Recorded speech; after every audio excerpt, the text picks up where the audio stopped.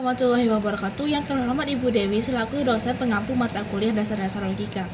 Baiklah, perkenalkan kami dari kelompok 4 yang beranggotakan Bintang Pradita, Muhammad Hafiz, Anggun Putri, Asy Syifa, Dona Septiani, Mayola Patricia, Rahma Putri, dan saya sendiri Nurul Azhara. Baiklah, saya akan menjelaskan tentang logika deduktif. Logika deduktif merupakan proses nalar yang menarik kesimpulan yang bersifat khusus dari hal-hal yang bersifat umum. Nilai kebenaran dalam penalaran deduktif bersifat mutlak benar atau salah dan tidak keduanya bersama-sama. Adapun contoh dari logika deduktif yang pertama yaitu setiap hewan mamalia memiliki kelenjar susu. Semua kambing adalah hewan mamalia. Kesimpulannya, setiap kambing punya kelenjar susu. Yang kedua, semua hewan adalah makhluk hidup. Sapi adalah hewan, maka semua sapi adalah makhluk hidup. Contoh yang ketiga, semua manusia bisa meninggal. Soekarno adalah manusia. Kesimpulannya, Soekarno bisa meninggal. Contoh logika deduktif keempat yaitu semua siswa di SMA 1 Padang perlu mendapatkan nilai A agar bisa lulus. Rani adalah siswa di SMA 1 Padang. Jadi kesimpulannya, Rani perlu mendapatkan nilai A agar bisa lulus dari SMA 1 Padang. Contoh logika yang terakhir yaitu Dila sering berolahraga. Orang yang sering berolahraga memiliki tubuh yang sehat. Maka kesimpulannya, Dila memiliki tubuh yang sehat. Sekian penjelasan dari saya. Materi selanjutnya yaitu logika induktif yang akan dijelaskan oleh Asy Syifa. Kepada Asy Syifa dipersilakan. Baiklah, materi selanjutnya yaitu penalaran induktif. Seperti yang kita tahu bahwa penalaran itu merupakan suatu proses berpikir untuk menarik kesimpulan menggunakan logika yang didasarkan pada pengetahuan dan aktivitas manusia. Nah, di penalaran induktif itu sendiri berarti dari dalam keluar atau dari khusus ke umum. Nah, biasanya penalaran induktif ini ada pada logika matematika. Nah, apa sih contoh dari penalaran induktif tersebut? Nah, contohnya yaitu pertama, hewan membutuhkan air, tumbuhan membutuhkan air, manusia membutuhkan air. Jadi, kesimpulannya adalah makhluk hidup membutuhkan air. Hewan, tumbuhan, dan manusia tadi itu bagian khususnya, sedangkan semua makhluk hidup itu adalah bagian umumnya.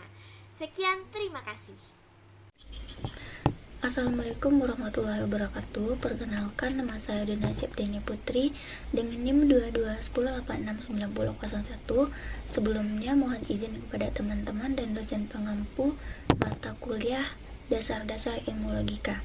Saya dari kelompok 3 akan menjelaskan materi tentang proposisi. Seperti yang kita ketahui, proposisi ini bisa disebut juga dengan putusan, yang mana ialah istilah yang bisa kita gunakan untuk menyatakan pernyataan yang memiliki arti penuh dan utuh. Nah, kalimatnya ini bisa kita percaya, bisa kita sanksikan, bisa kita sangkal, dan kita buktikan benar atau tidaknya. Secara simpelnya kita bisa menyebutnya pernyataan tentang benar atau tidaknya tentang suatu hal. Dan menurut Posporotjo dan Gelarso, proposisi ini ialah perbuatan manusia yang di dalamnya ia mengakui atau memungkiri sesuatu tentang sesuatu. Nah, dari definisi menurut Posporotjo dan Gelarso ini diambil 3 kesimpulan. Yang pertama yaitu perbuatan manusia. Perbuatan manusia ini mengacu kepada putusan akal budi manusia dari keseluruhan beserta inderanya. Kemudian ada kalimat mengakui dan memungkiri, yaitu putusan yang menegaskan akan sesuatu. Dan yang kesimpulan terakhir yaitu sesuatu tentang sesuatu. Nah, sesuatu tentang sesuatu ini mengarah kepada subjek dan predikat dari proposisi tersebut. Proposisi ini sama dengan kalimat deklaratif atau kalimat yang bersifat informatif dan berita. Selanjutnya, proposisi ini terdiri dari beberapa unsur yang disebut dengan term. Yang pertama yaitu term subjek seperti orang, benda, tempat, dan perkara. Nah, yang kedua yaitu term predikat, yaitu apa yang akan kita akui atau yang akan kita sangkal dari subjek atas proposisi. Dan yang ketiga yaitu kopula, ialah kata yang akan menghubungkan antara subjek dan predikat. Proposisi juga dibagi atas beberapa jenis. Yang pertama, berdasarkan sumbernya ada analitis dan sintetis. Berdasarkan bentuk ada yang tunggal dan majemuk. Berdasarkan sifat ada yang kategoris dan hipotetis. Berdasarkan tingkat kepastian kebenaran atau modalitasnya ada yang mutlak, ada yang kontingen, ada yang mungkin, dan ada yang tidak mungkin. Serta berdasarkan kualitasnya ada yang positif dan negatif. Dan berdasarkan kuantitas ada yang universal, partikular, dan singular. Dan yang terakhir, berdasarkan kombinasi dari kuantitas dan kualitas seperti universal afirmatif, partikular afirmatif, singular afirmatif, universal negatif, partikular negatif, dan singular negatif. Dan yang terakhir, term ini berpengaruh dalam proposisi, sehingga luas term dalam proposisi ini berbeda-beda, baik itu term subjek maupun term predikat, karena term ada yang berdistribusi disebut dengan term universal, dan ada term yang tidak berdistribusi atau disebut dengan term partikular. Jadi, luas term dalam proposisi A, E, I, O tentunya akan berbeda-beda. Baiklah, sekian materi yang dapat saya jabarkan. Atas kekurangan dan kelebihan mohon maaf. Sekian, terima kasih. Wassalam. Assalamualaikum warahmatullahi wabarakatuh. Halo, perkenalkan saya Mayola Patricia dengan NIM 2210862047. Saya akan memaparkan materi yang bertopikkan tentang premis. Premis merupakan istilah yang sering ditemui dalam pembelajaran logika matematika. Berasal dari bahasa Latin yaitu yang berarti maju. Premis ini berupa kalimat yang digunakan dalam logika untuk menarik kesimpulan. Dalam silogisme, premis dapat dibedakan menjadi premis mayor dan premis minor.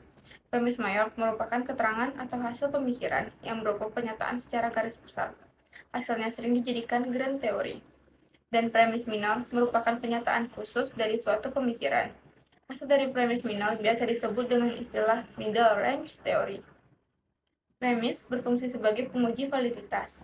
Hasil pemikiran bisa ditarik menjadi kesimpulan apabila dihasilkan secara ilmiah.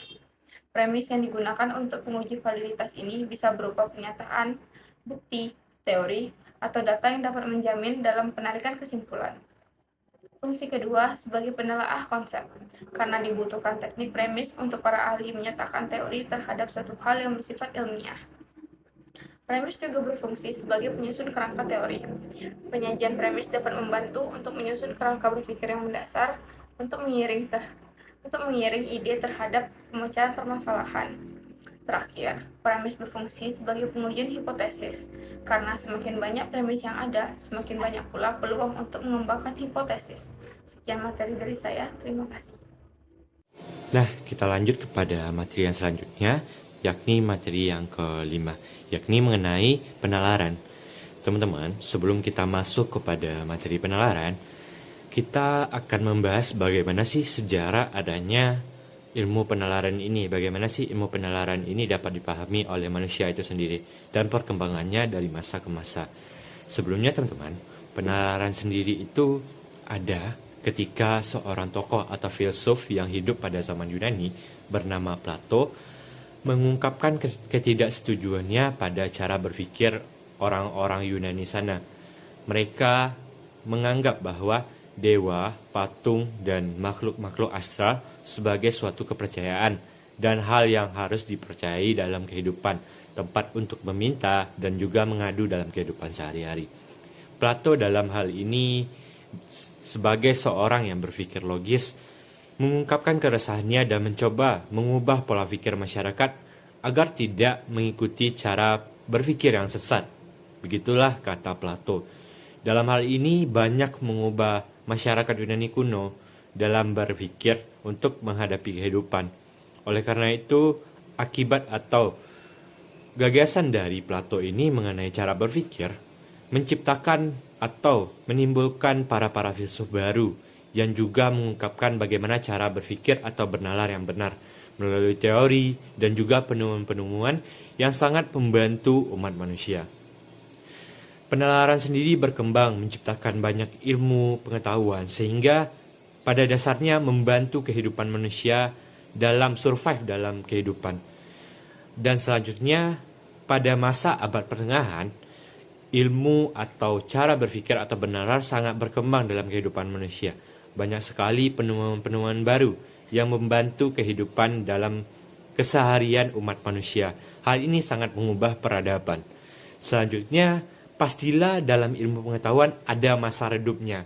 Hal ini terjadi ketika dominasi gereja atau masyarakat Eropa pada saat itu menyebutnya dengan The Dark of Age, yakni zaman kegelapan, di mana dominasi gereja yang mempercayai akan atau mengungkapkan suatu teori-teori yang dapat dibilang sesat, tidak sesuai dengan kenyataan atau logika yang sebenarnya. Dominasi gereja ini menimbulkan atau menghambat kinerja dari para filsuf atau pengamat pengetahuan, sehingga dapat dibilang ilmu pengetahuan dalam hal ini stagnan perkembangannya. Bahkan seorang penemu teori matahari dan bumi bernama Galileo Galilei sempat dihukum gantung atau hukum mati karena menentang kebijakan gereja mengenai matahari sebagai pusat kehidupan. Oleh karena itu, para filsuf sangat terhambat oleh dominasi gereja ini. Lalu berlanjut kepada zaman runtuhnya Konstantinopel sebagai tempat dominasinya gereja. Pada zaman ini ilmu pengetahuan kembali naik, banyaknya juga ilmu-ilmu baru yang membantu kehidupan umat manusia. Dan pada akhirnya kita sampai pada zaman sekarang atau zaman yang modern. Berbagai ilmu pengetahuan diciptakan untuk terobosan sebagai mempermudah kehidupan manusia. Adanya robot, percabangan ilmu-ilmu lainnya, ini membantu manusia dalam berpikir logis akan menghadapi atau menganalisis suatu fenomena. Nah teman-teman, udah paham kan bagaimana sejarah dari ilmu penalaran atau logika itu sendiri? Sangat panjang memang. Tadi merupakan bagian kecil dari bagaimana sejarah perkembangan dari logika itu sendiri. Nah, kita masuk kepada pengertian penalaran itu sendiri. Penalaran sendiri diartikan sebagai pengambilan keputusan atau cara berpikir dalam menganalisis sesuatu yang benar atau salah. Dalam proses ini barulah menganalisis, belum mengungkapkan atau menetapkan dalam dirinya bahwa hal tersebut benar atau salah. Ada yang harus diluruskan dalam fenomena ini. Banyak orang yang keliru akan pengertian dari atau konsep dari pemikiran dan juga penalaran. Sebenarnya, dua konsep ini saling berhubungan satu sama lain atau dapat dikatakan sejalan. Penalaran sendiri merupakan hasil analisis atau proses analisis dalam menyikapi suatu fenomena, apakah hal itu salah atau benar dalam dirinya.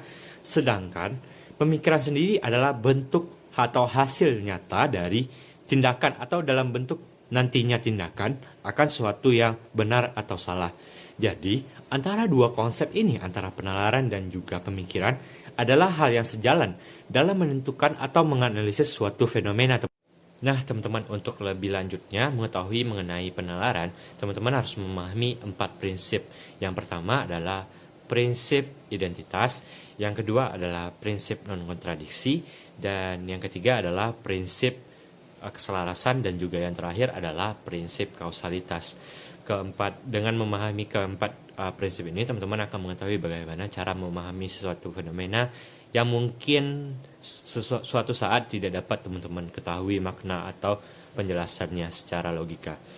Yang pertama adalah prinsip identitas. Teman-teman di sini harus mengetahui apa makna dari identitas tersebut. Misalnya subjek A bermakna A atau sesuai dengan fungsinya. Misalnya kursi. Kursi adalah sesuatu tempat yang berguna untuk diduduki. Berarti kursi adalah kursi sesuai dengan fungsinya teman-teman atau penempatan kegunaannya. Dan prinsip yang kedua adalah prinsip non-kontradiksi, di mana dari subjek A atau pemahaman terhadap subjek A itu tidak akan sama prinsip atau pengertiannya dengan yang selain dari pengertian tersebut. Misalnya kita bandingkan dengan meja.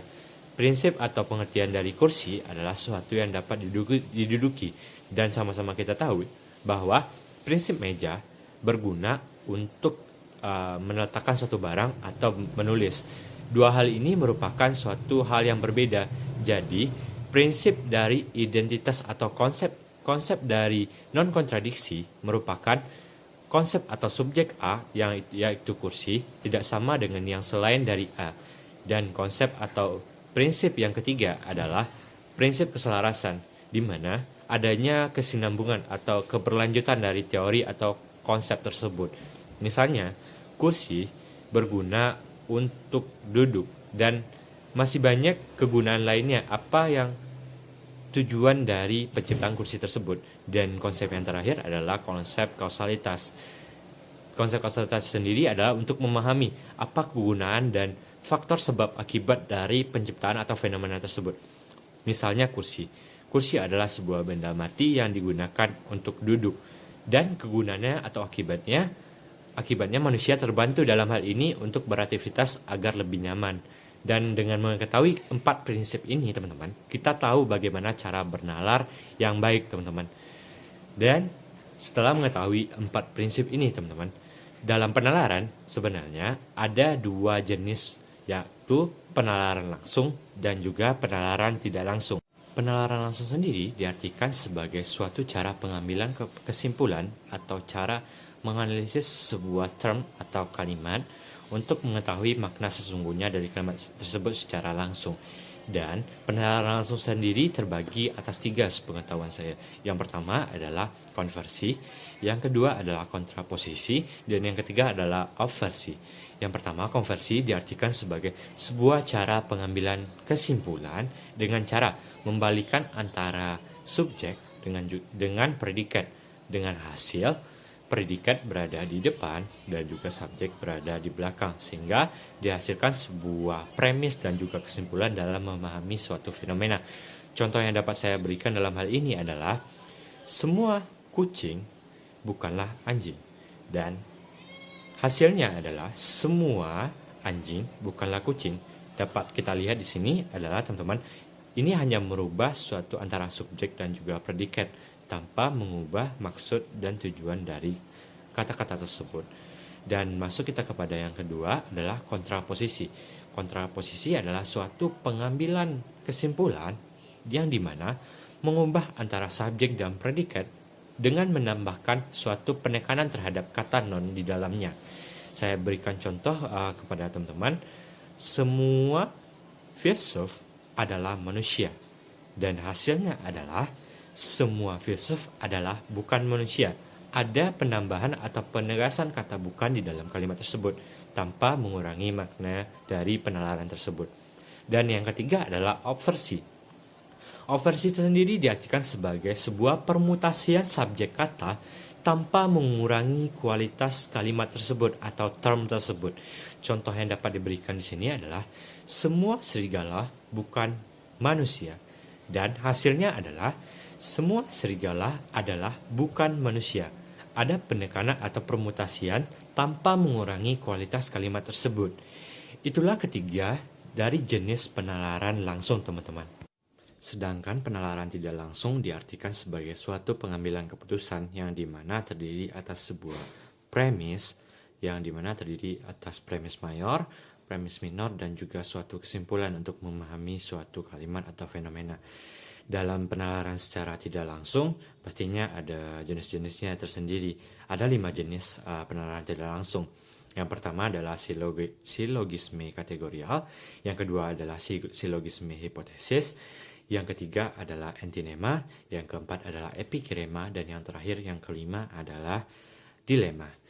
Yang pertama adalah silogisme kategorial, yang dimana pengambilan suatu kesimpulan yang terdiri atas premis minor, premis mayor, dan juga kesimpulan. Saya berikan contoh di sini adalah semua wanita adalah mahasiswa. Rika adalah wanita. Berarti dapat disimpulkan Rika adalah mahasiswa. Dari konsep atau kata kalimat ini dapat kita lihat teman-teman bahwa silogisme kategorial menggambarkan suatu yang umum agar kita dapat memahami secara luas bahwa si Rika ini merupakan seseorang wanita dan ia merupakan mahasiswa. Lanjut kita kepada jenis yang kedua adalah silogisme hipotesis.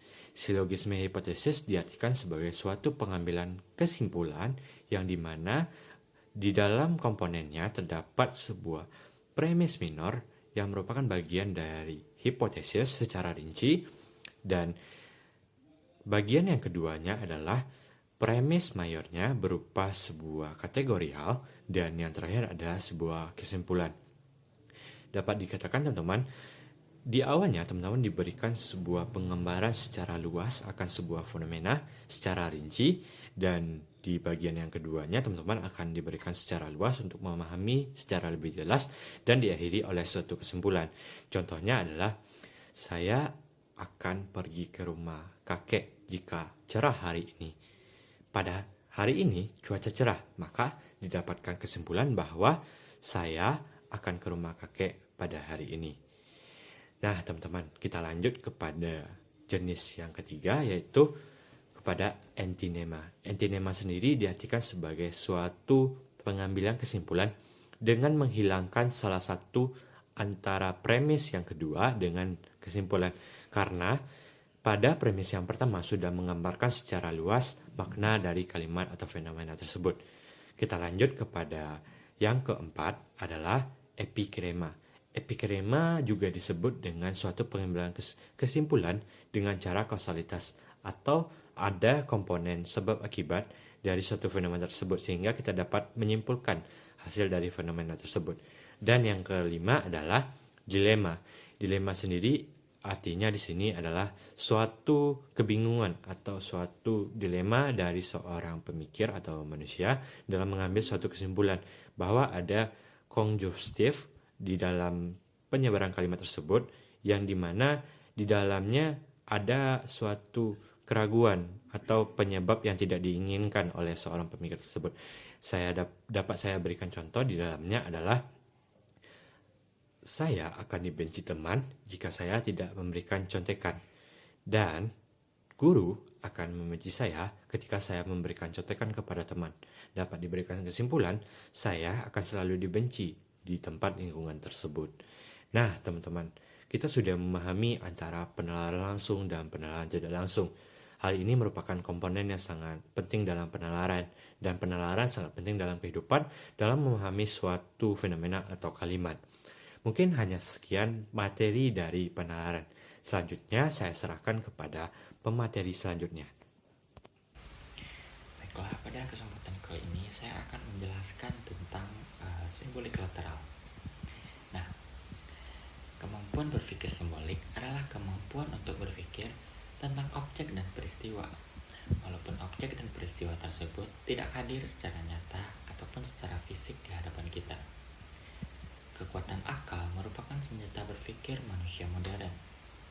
Namun, sesungguhnya konstruksi dari konsep berpikir tidak hanya bersandar pada alur ilmiah ataupun alur logis yang sifatnya linear, tetapi juga beyond the linear thinking atau out of the box, yakni suatu cara berpikir kreatif, atau bisa disebut dengan menyamping, atau juga bisa disebut dengan lateral thinking. Alur ilmiah dalam tataran paradigma positivisme sangat berguna dan mutlak diperlukan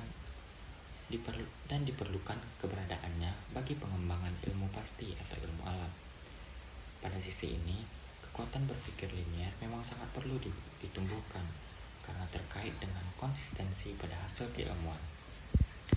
Sesuatu yang disebut ilmiah dalam arti terukur dan empirik apabila proses dan prosedur yang dilalui mengikuti kaidah ilmiah yang tertata secara linear. Semakin ketat prosedur dan urutan proses yang dilakukan, semakin bagus hasil yang akan diperoleh. Proses ini diperlukan dalam mengembangkan produk-produk yang akan dihasilkan dari bidang keilmuan yang dipayungi oleh paradigma positivistik. sebenarnya penelitian ilmu alam, ilmu eksak, dan ilmu-ilmu di luar dari ilmu kemanusiaan cocok untuk mengembangkan prosedur linear ini. Pada dasarnya, berpikir lateral mengajak kita untuk pindah dari eksistensi ide yang sudah ada ke suatu ide yang baru, yang berbeda, namun memiliki hubungan dengan ide yang telah ada di awal. Jadi, berpikir secara lateral merupakan hal yang terkait dengan kondisi-kondisi situasi yang mengemuka. Hanya saja, berpikir secara lateral bukan menciptakan ide baru secara linear yang berurutan, tapi menemukannya secara menyamping. Berpikir kritis dalam konteks penerapan berpikir lateral merupakan keniscayaan yang menjadi tumbuh kembangnya cikal bakal produk kreativitas manusia. Kalau berpikir linear mengajak kita mengungkapkan gagasan secara berurutan, maka berpikir lateral justru sebaliknya. Ia mengajak kita agar berpikir secara nyeleneh dan tak mesti berurutan, disesuaikan dengan asas pemanfaatannya. Pada sisi tertentu, dalam pembinaan sumber daya manusia atau SDM, ruang berpikir linear diperlukan, tapi pada titik lainnya, implementasi dari pemikiran lateral yang dibutuhkan dan didorong untuk terwujud agar organisasi dapat mengantisipasi perkembangan dari dinamika organisasi. Dalam konteks ini, baik berpikir linear maupun berpikir lateral sebaiknya memperoleh tempat yang seimbang dan dapat dimanfaatkan sesuai dengan peruntukannya. Pada saat ini diketahui bahwa dominasi pemecahan masalah dalam dunia pendidikan lebih kepada cara berpikir linear yang mengikuti alur prosedur ilmu alam atau eksakta yang rigid, pasti, ejek, dan terukur serta empirik. Cara berpikir ini terus merambah kepada ilmu-ilmu lain yang sebenarnya nature atau sifat keilmuannya berbeda. Nah, ibarat virus, penyebaran cara berpikir linear terus masuk ke relung-relung kehidupan manusia. Nah, akibat penanaman cara berpikir linear yang demikian panjang dan sudah bertahun-tahun lamanya, sejak jenjang pendidikan awal dari TK atau SD hingga perguruan tinggi, maka pola-pola berpikir manusia di Indonesia pada umumnya juga mengikuti atau mempunyai ciri-ciri linear seperti prosedural, kaku, sempit, dan semuanya seragam. Tak terkecuali pada pemangku kebijakan di bidang pendidikan di negeri ini masih kerap menganalisis masalah-masalah yang muncul dari sudut pandang cara berpikir linear tersebut. Sebagai contoh, ketika pendidikan tinggi masih dalam Kementerian Pendidikan Kebudayaan,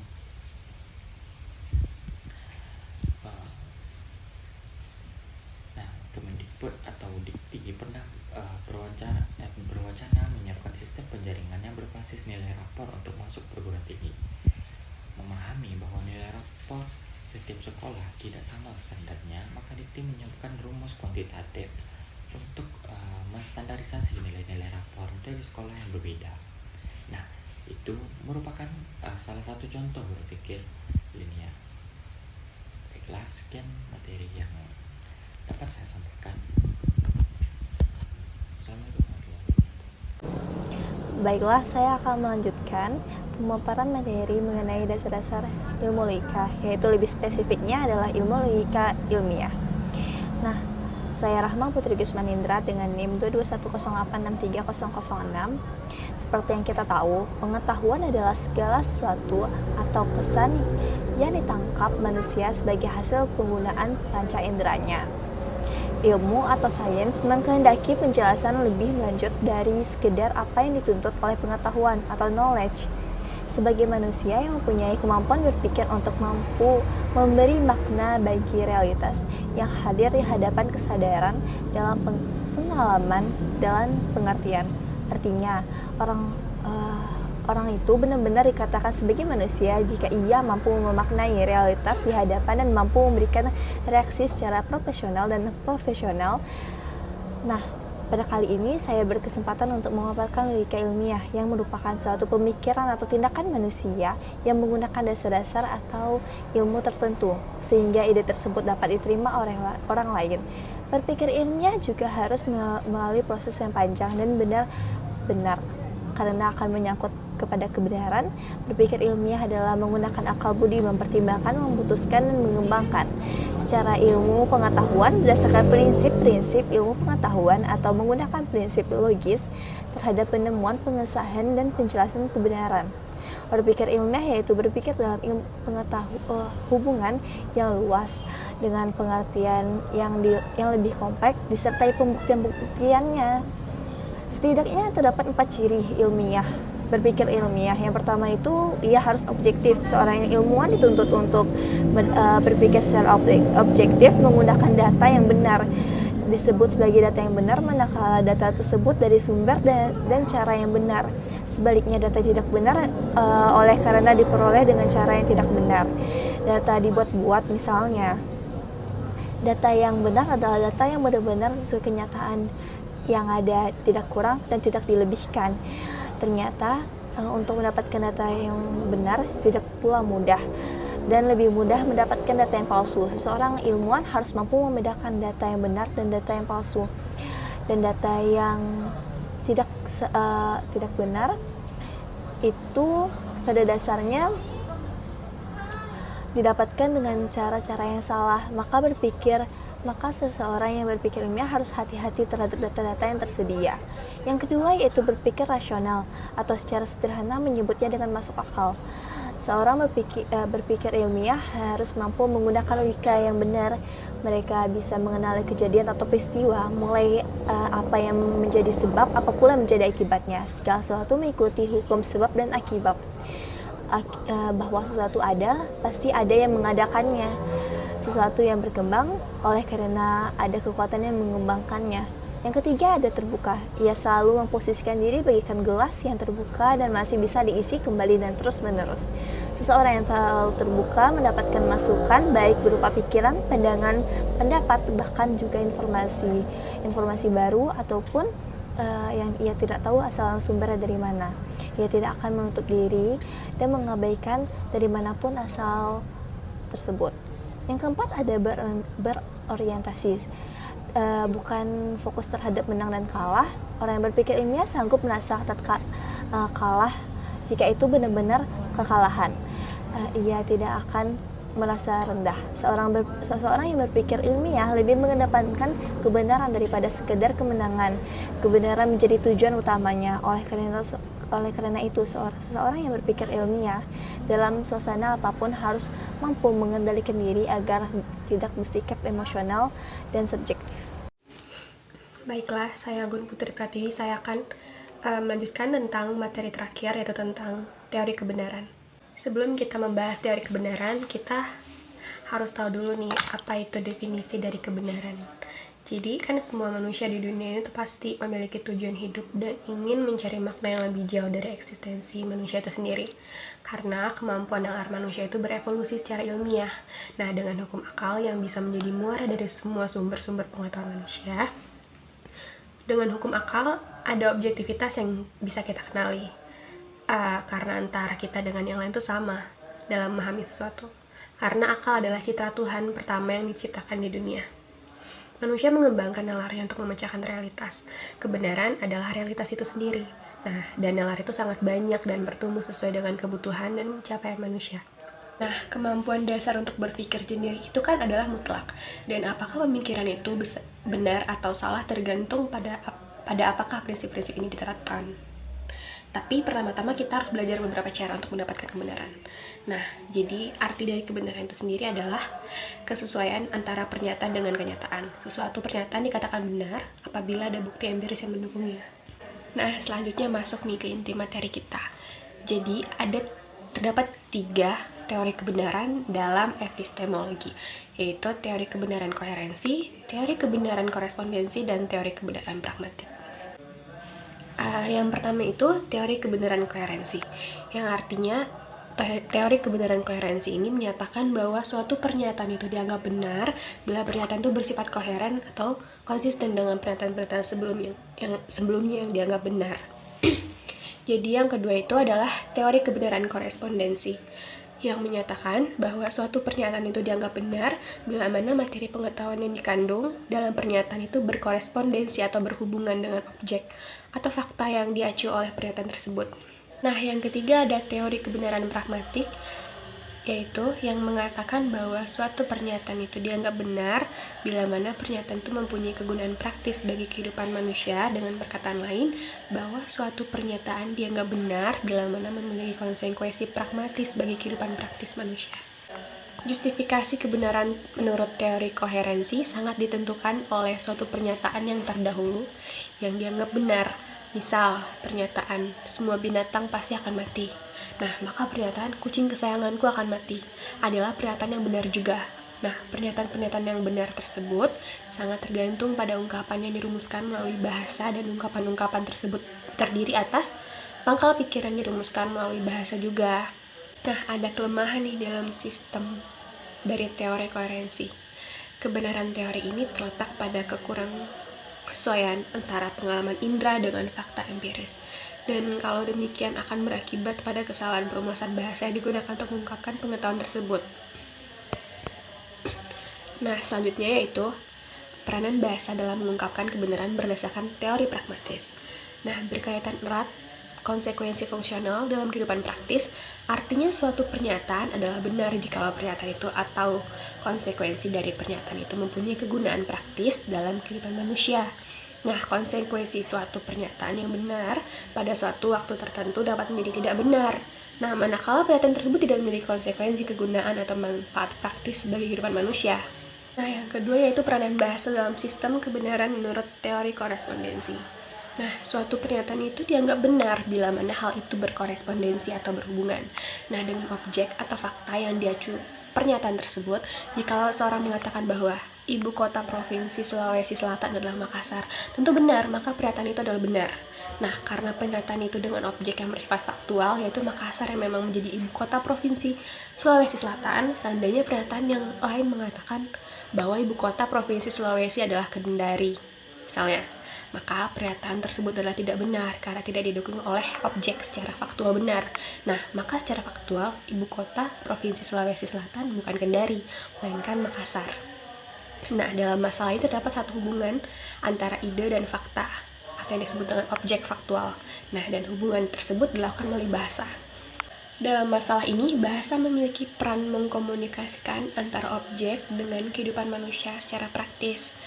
Nah, rumusan bahasa yang melukiskan kebenaran tentang objek pengetahuan dapat menjadi tidak benar karena tidak memiliki konsekuensi kegunaan praktis bagi kehidupan manusia tertentu. Nah, sebaliknya nih, suatu rumusan bahasa yang tidak mengungkapkan kebenaran objektif dapat menjadi benar karena memiliki konsekuensi kegunaan praktis bagi kehidupan manusia. Jadi, kesimpulan pada materi kita pada hari ini yaitu penalaran merupakan bagian yang tidak terpisahkan dari kehidupan manusia dalam menganalisis suatu fenomena lewat pemikirannya. Nah, dengan berakhirnya materi tadi, maka berakhir pula video kita pada hari ini. Kami segenap dari kelompok 4, mohon maaf jika ada kesalahan kata. Kami tutup dengan wabillahi taufiq wal hidayah. Wassalamualaikum warahmatullahi wabarakatuh.